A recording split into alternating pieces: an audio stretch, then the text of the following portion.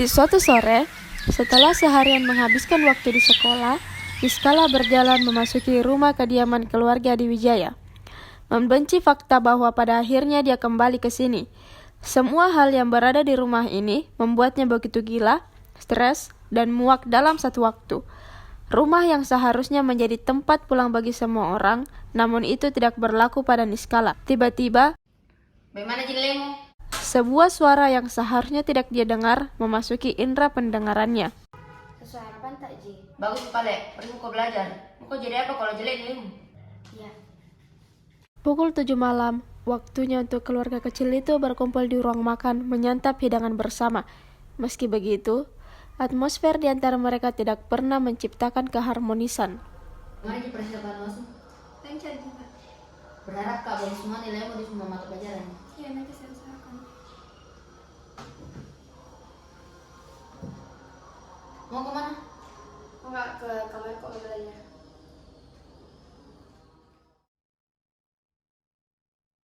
Seluruh siswa-siswi berhamburan keluar meninggalkan kelas. Naik pesawat, tahu?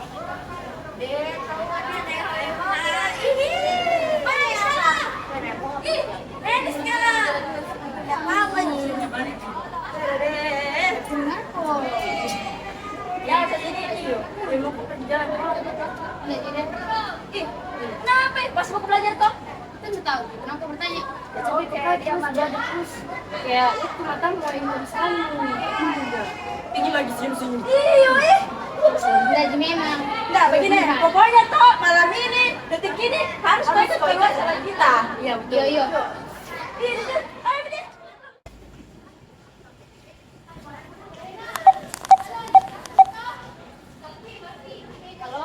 Kalau pulang duluan aja ya. Oh iya. Masuk. Dewi.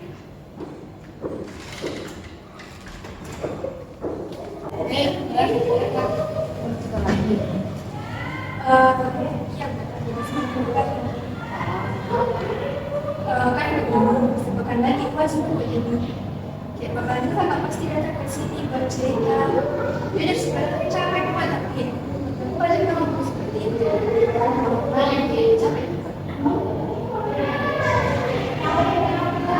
Karena capek bisa, kita harus istirahatkan. Saya nggak tahu masa-masa kita lagi gimana. Jadi yang saya tahu, saya belajar, istirahat. Mendengar penuturan Bu Dewi membuat Wulan menjadi diam. Sore harinya, Iya, telepon pada dua anak ya.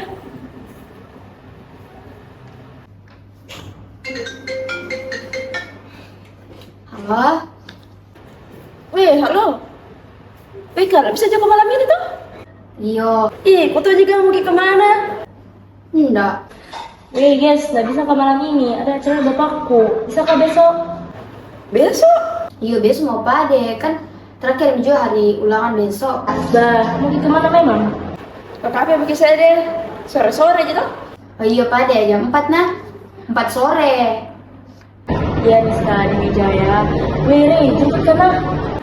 Dede, mana bisa naik ke motor nu Mas, bawa motor merah.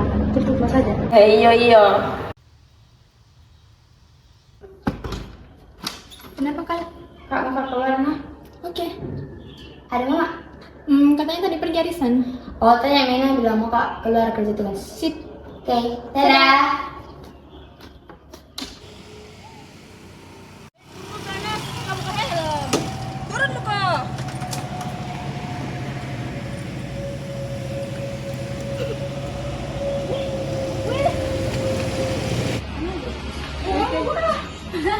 Enggak Jia, kenapa film enggak buka? Nanti tuh lagi. Bilang buka. Enggak tahu mana. Enggak tahu begitu. Tapi udah harus tadi. Sini kok dulu jangan sini. Kan filmmu. Sabar Don. Iya. Kenapa di kursi aja? Mau di kemana gue? Tapi di kemana-mana. Tapi tujuan tak sini untuk apa? Bisa pindah buka buku lah. Nanti aku jalan-jalan. Kenapa? Ya salah dong, saya kan bercerita. Begini, berhubung di kafe ini cerita tentang Alin, dan cerita dengan saya toh. Daripada tadi Untuk cerita apa kan? Cerita apa tuh? Kayak masalahmu, keluarga, apa apa? mau juga. Tidak aku berpacaran sama dia. Iya, lupa. Sorry. Oh iya kan. Masih depan satu kan sekarang udah kayak belajar apa kayak gitu. Mendengar penuturan Rena, membuat Niskala terdiam. Hanya tatapan kosong yang dapat dilihat oleh Rena dan Alin di mata Niskala. Tatapan yang awalnya begitu kosong, seketika menjadi sorotan dendam. Tidak apa-apa sih kok. Enggak. Tidak apa-apa sih ya kayak sedih kok. Cuman gue udah tahu apa yang dialami sekarang. Selama ini tuh dia bukan berarti tidak perlu dikasih tahu. Kalau memang dia mau cerita sama saya, dia cerita sama Adit. Yang jelasnya salah satu di antara kita ada yang tahu masalah sama Cenu. Bayangkan kok itu, apa dia guna aku di sini sama Adit kalau kita saja mereka papa kita tahu. Jadi itu benar Weh.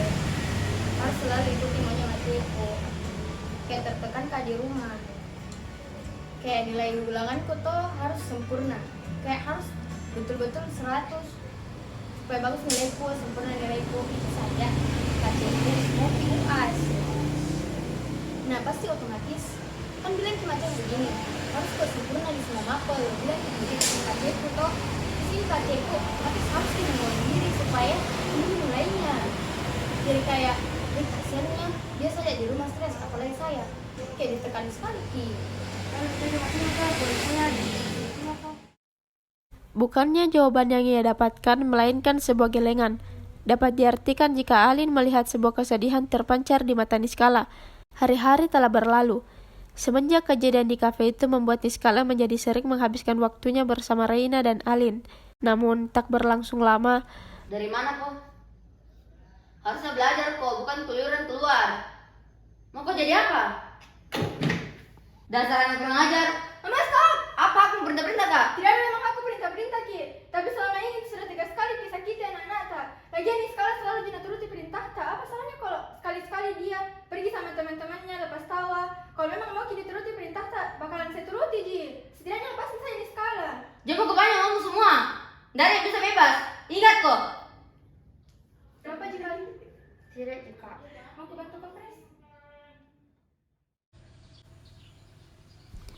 Keesokan harinya, Bulan, ya Naya, kenapa sih ada kesempatan buat ketemu sini hari ini? Ada yang tugas elektoral kimia.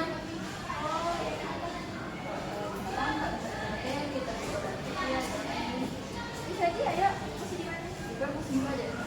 Ayo,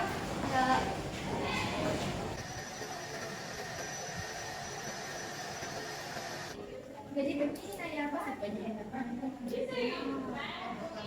Sini ya, bagaimana? Kasih ya, kemana? Kakak kelana dari kita kan dia ulang juga kayak bengkalan perorangannya Bu Dewi bukan berarti saya sering ikuti pernah cuman kayak menunjuk pada nanya kenapa kayak kan pada masalahmu jadi bercerita ke saya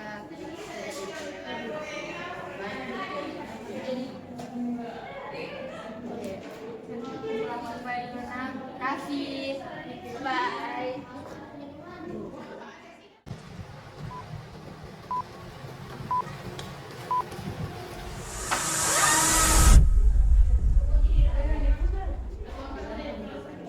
Halo?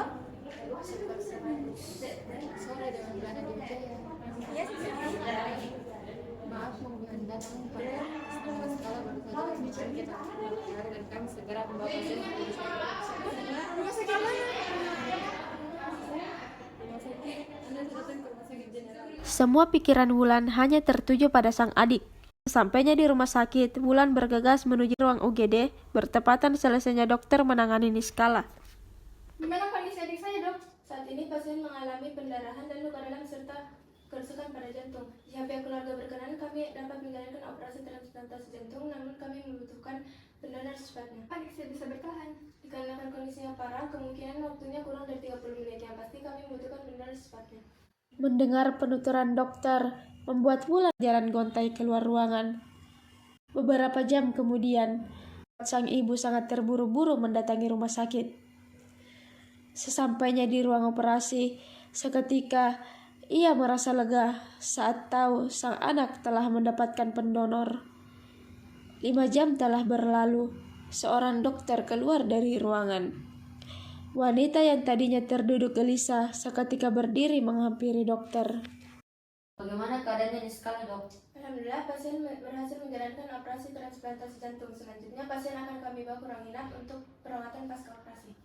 Bagaimana proses pembayarannya? Soal itu Anda tidak perlu khawatir karena ada seorang anak gadis kecil yang telah menanggungnya. Sang mama memasuki ruangan berangkar. Salah satu mayat membuatnya begitu penasaran. Suster segera menyibakkan kain putih yang menutupi tubuh seseorang. Betapa terkejutnya ia mendapati bahwa yang ia lihat sekarang ialah sang anak sulung. Namun, tak berlangsung lama, ia menutup kain putih itu. Melangkahkan kakinya keluar ruangan, sebuah amarah menguasainya. Selangkah lagi, sang anak sulung dapat memenuhi keinginannya seketika musnah.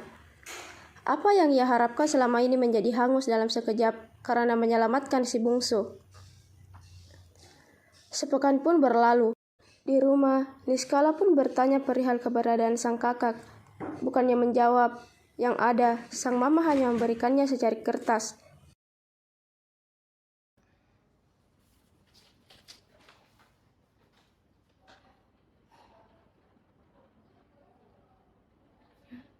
Kenapa ini? Tidak bisa aku membaca, kah? Gara-gara kau kakakmu donorkan jantungnya buat kau. Padahal sedikit lagi bisa mewujudkan impianku. Kira berubah Miki, kira semenjak darah kakak berubah Miki. Diam aku. Capek kau nak, capek kau selalu mau ikuti Mauta. Selama ini tidak pernah kan ikuti Mauta. Semua aku ikuti. Anak drama kau memang. Apa kau tahu tentang saya? Kecewa sama kita. Malam itu, Niskala memutuskan untuk pergi, meninggalkan semua penderitaannya selama ini. Dengan penuh dendam, ia mengemasi barang-barangnya, menghentak-hentakkan seluruh benda yang ada di sekelilingnya. Ia begitu muak dengan sikap mamanya selama ini. Ia menyusir anak tangga, melangkah diam-diam, memastikan agar sang mama tidak mengetahui rencananya itu. Entah bagaimana dengan Niskala ke depannya, tiada yang tahu, hingga tiba saat sang mama memutar kenop pintu. Terkejut melihat kamar Niskala yang berantakan bagai kapal hancur. Alih-alih mendapat sang anak, ia mendapati sebuah catatan kecil di atas meja. Membaca tulisan Niskala tersebut membuat sang mama tak sadar.